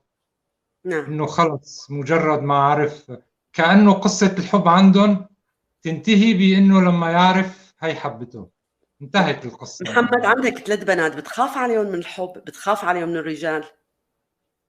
لا ما بخاف عليهم. ما بتخاف عليهم لأنه كبروا في بيئة فهموا كل شيء وقادرين يعني ينقذوا نفسهم أو أنفسهم من أي مشكلة بيتعرضوا لها، وطريقتهم في التفكير سليمة وصحية، فما بخاف عليهم أبدا. متى يهرب محمد زادة؟ متى ينزوي؟ يغلق كل شيء ويخرج. ووقت يخرج لوين بيروح؟ لروحه، لذاكرته، للموسيقى، للطبيعة، لصديق؟ شو بيعمل وقت تتسكر هيك كل أبواب الدنيا؟ ايه بروح على الطبيعة، يعني بقضي وقت كتير مع الغابات، الأنهار، وبرجع للبيت وبكون بقضي يعني فترة بكون وحدي، إنه بغلق وسائل التواصل وبعيش فترة هيك لبين ما ترجع الأمور كلها تمام. نعم. محمد، بالآونة الأخيرة يعني تقريبا صار أكثر من، شو بالآونة الأخيرة، لا أكثر من 2 تقريبا، أخذت فكرة زواجك وخطبتك مساحة كبيرة من كتابتك على الفيسبوك. يا ترى بتكتب هالشي كنوع من التنفيس ولا اللي يخلق لك التوازن، يعني كونك مو مرتبط، ولا انه عن جد عم تفكر بالارتباط عن جد، يعني هالشيء موجود؟ لا هي بحب يعني اشغل الناس كل مرة بشيء، مرة بقصص الزواج، مرة عم دور على مهنة، مرة بموضوع القهوة. كل مرة بحب، مرة بالرسائل السرية وبمرر من خلالها أفكار، يعني بمرر أشياء من خلال هي القصص الساخرة. يعني إنه أكيد الناس اللي بيعرفوا محمد زادة بيعرفوا ليش عم يكتب هي القصص. نعم. بس لا ما لها علاقة بأنه أنا بفكر بارتباط أو بشيء. إلى الآن لا أفكر يعني. نعم. محمد، مجتمعاتنا الثقافية، إعلام، مؤسسات، كتاب، فنانين، والحروب اللي بتصير بيناتهم، بينات بعضهم البعض، يا ترى كيف فينا نحن نعالجها؟ كيف فينا نتخطاها برأيك؟ إنه نتجاهلها نتجاهلها. ونمشي. لأنه مشروعهم فاشل. كل نعم. شيء له علاقة بإيديولوجية معينة هو مشروع خاسر، فبنتجاهله وبنمشي. نحن عم نقدم مشروع واضح، مشروع له علاقة في الإنسانية. نعم. آه، لأي درجة بتثق أنا بالإعلام ما محمد؟ بثق بالإعلام أفين. نعم. إعلام مسيس 90% أو 95%، نعم. مسيس ومنحاز، فما بثق فيه يعني. نعم. محمد، تقريبا وقتنا خلص، بس فينا نضل يعني 10 دقائق تانيين. ما بعرف، طلبت نص اني اقرا نص. محمد، عن جد حابه اختم الحلقه انه انا اقرا نص، وحابه انت تقرا نصك. لا زلت افشل من خلخال ضيق. يا ريت تحضروا. رح حاول اقرا نص الي، وبعدين أوكي. بناخذ نصك الاخير وبنسلم على المشاهدين وبنقول لهم يصبحوا على خير. سامعين. هات لنشوف. هلا ما بعرف شو بدك تسمع، بس هي اول شيء رح يطلع قدامي بالفيسبوك، رح اقرا. والنص الاخير ما بعرف اذا قريته ولا لا. قريته، حطيت لك قلب عليه آخر نص. ما بقى. محمد، بيجوا قلوب كثيره عن جد. انا ماني من الناس اللي بيطلعوا على القلوب ومين حط لي لايك ومين ما حط لي. ما القلب رقم 293 كان من عندي. طيب، رح اقرا النص. ثواني بس حط موسيقى معه. طبعا صعب انه تعمل اكثر من شغله بوقت واحد، بس عم حاول. بقول يا محمد: سأموت بارد هذا الشتاء، أصابع قدمي زرقاء، على جسدي تسبح الفراشات كأني الضوء. سأموت باردة، عيناي الكبيرتان متجهتان نحو الفراغ، والألم المجفف يتلاقطه قطيع من الغزلان في رأسي الصغير. من منكم مستيقظ ليرسم لدماري المتوهج خارطة؟ أنا قوية لدرجة مرعبة، أعرف نقاط ضعفي الجليلة ولا أرتجف. يراها الآخرون ولا يستطيعون السقوط فيها بسهولة. سأموت باردة. الحياة التي أردت أن أحياها تفلت من يدي في الكوابيس. معي رهبتي الشديدة من الفقد. أنظر إلى الماء فلا يعرفني. للرجل الذي ولد قبلي ب21 عاما، نام في سريري 21 عاما، تأرجح فوق ظلي 21 عاما، قبلني وأحبني. أحبني في خيالاتي ولا أعرف. لست من لحم دم، لست من لحم ودم. أنا هشة كالدموع، مهزومة مهزوزة، متوحشة كشبكة صيد لفها الوقت حول أحجار المرجان. من منكم ما زال مستيقظا ليرسم خريطة لدماري الفاتن؟ أنا المأخوذة بالضوء، بالنشوة العفيفة، بالرقص، بالحب، بمعنى اسمي الثقيل، بهذا الاسم الذي لا أعرف كيف أهرب منه كي لا يقتلني، مأخوذة بهذا السم الذي دسه الرب دون خيار تحت جلدي وأطلقني.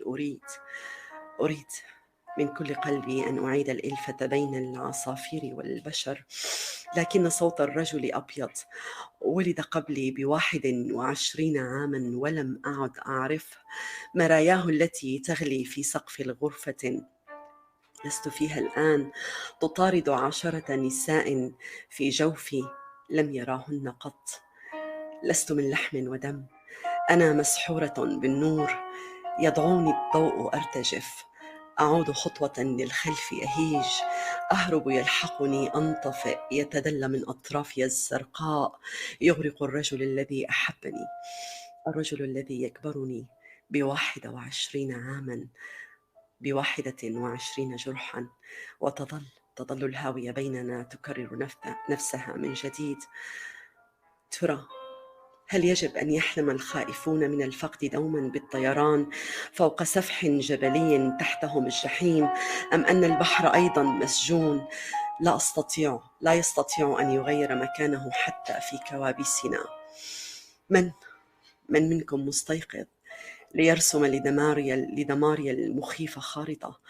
السماء تتلوى في يدي، المصابيح تبدو كمصيدة، وهذا الرجل المدمر لا يصدقني، يريدني أن أمضغ وردة برية كالغزالة، أقف مذعورة بانتظار طلقة، أفعى حمقاء سامة تلتف حول عنقه تقول له أنت أصل الكون وتبتسم. يريدني امرأة طبيعية دون أن يكترث. ماذا سأفعل بحياتي بعدها؟ من منكم سيرسم خارطة لدماريا المتقد؟ أبي ميت لكنه ما يزال يخاف علي من البحر والغربة. قال لي مرة اذهبي كوني فرس البحر أو سمكة. مع ذلك كنت أنتظره دوما حتى ينام، أفتح عطبي وأقفز دون أجنحة، أسقط في النور الخافت خلف عيون البشر، يتبدد النور مع كل محاولة للمسه. تطاردني الجنيات والأولياء والأطفال، الكل يريد أن يأخذ العصا التي في يدي، أرميها وأركض بكل قوتي، عيوني تلمع بقسوة تبحث عن حروف اسمي الشقي، علي أعثر على حظي الضائع في صندوق امرأة أخرى. سأموت يا محمد، سأموت بارد هذا الشتاء. من منكم سيرسم لدماريا الرائع خارطة؟ معي رهبتي الشديدة من الفقد، أنظر إلى الماء فلا يعرفني، ينظر إلي الرجل ذو الصوت الأبيض، الصوت الذي ولد قبلي ب21 عاما ولا أعرف. لست حزينة، أنا فقط متألمة، سأموت باردة. أصابع قدمي زرقاء، تعرف الفراشات طريقها لجسدي، كذلك الضوء، وربما أنتم، وذلك الرجل ذو الصوت الأبيض، الرجل الذي يختبئ في عيون أبي، يجلس بجانب رأسه بعيدا في تلك المقبرة. حلو. المصابيح مصيدة الفراشات. يلا.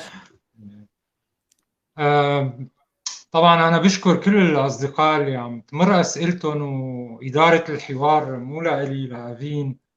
بشكر وداد هذا علي يعني هلا بدك تحط كل المسؤولية علي؟ طب هيك مو عادل يا محمد. أنا ما عم شوف أسئلتهم عم تمر مرور سريع، فبشكر وداد الغالية وريزان ودارا وبافي ديلان وكل اللي سألوا. محمود سأل لو جردنا محمد من إنسانيته فماذا سيقول لمحمد الشاعر؟ سأقول له لماذا لم تحمل السلاح إذا جردناه من إنسانيته. نعم. بشكر كل اللي سألوا، ما قدرنا نجاوب على أسئلتهم. بظن إيه. غطينا منيح محمد، يعني تم تغطية أغلب الأسئلة الموجودة. طبعا أكيد من عندي كمان شكر عميق لكل الأصدقاء، لكل اللي حضرونا، اللي ضلوا معنا لحد الوقت، مع أنه تأخرنا كمان شوي، طول البرنامج أكثر من المفروض. محبة وسلام كبير لهم، كل أصدقائنا اللي بالفيسبوك وأصدقاء بيف، ومحبة كبيرة كتير إلي. ورح نختم الحلقة بنص محمد الأخير، وبتمنى لكم ليلة سعيدة. محمد يا ريت تقرا لنا النص وهيك بيكون.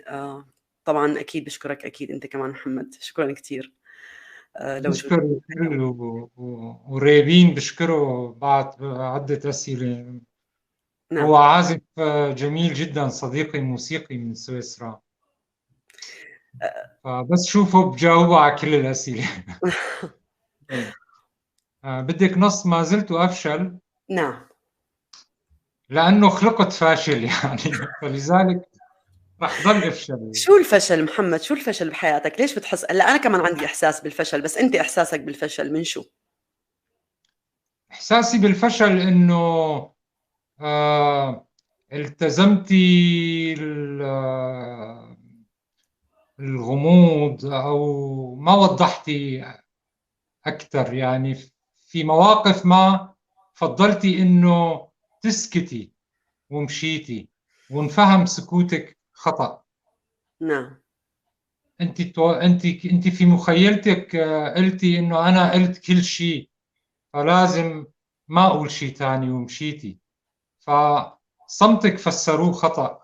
فهذا الشيء بفشل فيه، لانه انا بلتزم الصمت احيانا في مواضيع بكون فسرتها مئات المرات. نعم. ايه. بقرا لك القصيدة. يلا بانتظار نصك محمد، تفضل. ما زلت أفشل، أحاول التخلص من طفولتي، من وجع الصور البعيدة، من وجع الصور البعيدة. أحاول إقناع نفسي بأنني لم آتي من أي مكان، وأن الماضي فيلم تأثرت به، وأحببت لو كنت فيه نقيض البطل. صدقت نفسي بأنني خرجت من طفل كان في 10 من عمره يبحث عن والده. خرجت منه وبررت لأبي غيابه الطويل بعد أن فهمت دور الآباء في الحياة، لكنني ما زلت أفشل في ترك عاداتي القديمة، التعلق والخوف من الغياب، ومن الذين يقرؤون الصحف في قاعة المغادرين. ما زلت أفشل في إيجاد مبرر لهذا الدم. قلت لطفلتي هذا دم الذئب، وأقسمت عليه، ولما رأته على سريري قلت هنا ينام الذئب، وأقسمت. ما زلت أفشل في ترميم الصورة المتضررة، بدلت زجاجها لكن الصورة مكسورة. ما زلت أفشل في تحضير طبق المعكرونة ومقادير الملح، في سكب القهوة في وسط الفنجان، وفي طرد الساحرة من تحت سرير طفلتي، من وراء الستارة، من فوق الخزانة حتى تنام. ما زلت أفشل في إخراج السردين من العلبة دون أن أجرحه، في تقطيع حبات الطماطم، في استخدام السكين. ما زلت أجرح أصابعي الخمسة لتحضير طبق الخضار وأنا أفكر بألا أفكر. ما زلت أفشل في التخلي عن عاداتي ومتلازمتي في النسيان، في تقديم الساعة مرة في العام، في حفظ الأسماء، في عدم استخدام الهاتف أثناء القيادة. أفشل للمرة 50 أمام زجاجة السن، أمام القطار الذي يخيفني صفيره. فأقفز كمن يرمي بنفسه لينقذ أحدا ما. ما زلت أفشل في الدفاع عن نفسي والتعبير، في إيجاد حل لصوت سيارات الإسعاف بعد منتصف الليل، في إيقاف الموت، لكنني ضعيف. هم يموتون وأنا ما زلت أفشل. ما بعرف، يمكن الفشل، أنا بحس الفشل بالنسبة للفنان هو نجاح. إحساسه بالفشل هو نجاح. كونه عم يحاول ينتصر للجمال محمد، عم يحاول ينتصر للحب، عم يحاول ينتصر لكل شيء حلو فيه، لإنسانيته. فعلى قد ما كان الفنان أو الأديب أو إلى آخره فاشل، أنا بحسه هذا نجاح. وإذا ما كان نجاح له رح يكون نجاح للقراء، للناس اللي عم يقروه. تخيل محمد، مجرد إنه أنت تكون قادر إنه تغير مزاج كائن ولو للحظات، تكون قادر إنك تغير طريقة تفكيره أو تحيد نظرته أو إحساسه بالشر أو بالكره نحو الآخرين. هذا ما بعرف، هذا بحسه يمكن قمة النجاح بأي شيء يعني. يا يا هذا الشيء اللي حكينا فيه في بداية الحلقة أبينا، إنه نعم، ما قدرنا نغير الواقع، فخلينا نوعي الناس، يعني نعم. نفهمهم. طيب محمد، شكر عميق لك. إذا حابب تحكي شيء للمشاهدين تفضل. بشكر الكل، بشكرك أفين وبرنامجك الحلو، بشكر اللي خلف الكواليس وعبد الباقي وبشكر البادرة الحلوة هي في إنجاز هي القناة وكل الأصدقاء اللي كانوا معنا، وضلوا بخير. شكرا. ونحن كمان باسمي وباسم بيف تي في وباسم كل المشاهدين، كل الأصدقاء، كل الرائعين هون اللي طبعا شاركوا كتير، وسلام يعني ما بعرف، وصلوا سلاماتهم ومحبتهم وكلها وصلت إلنا. طبعا بشكرهم جميعا وبشكرك محمد، وبتمنى من كل قلبي إنه فالنتاين الجاي يمر عليك وأنت ما بعرف شو ممكن واحد يدعي لشاعر يعني، بس بتمنى تكون وتضل انت دائما. سعيده كثير كنت بوجودك. سعيده كثير بوجودك كنت، وتحيه كبيره لكل المشاهدين، والى حلقه قادمه من ايقاعات خارج داخل النص. يسعد مساكم، تصبحوا على خير. شكرا كثير أفين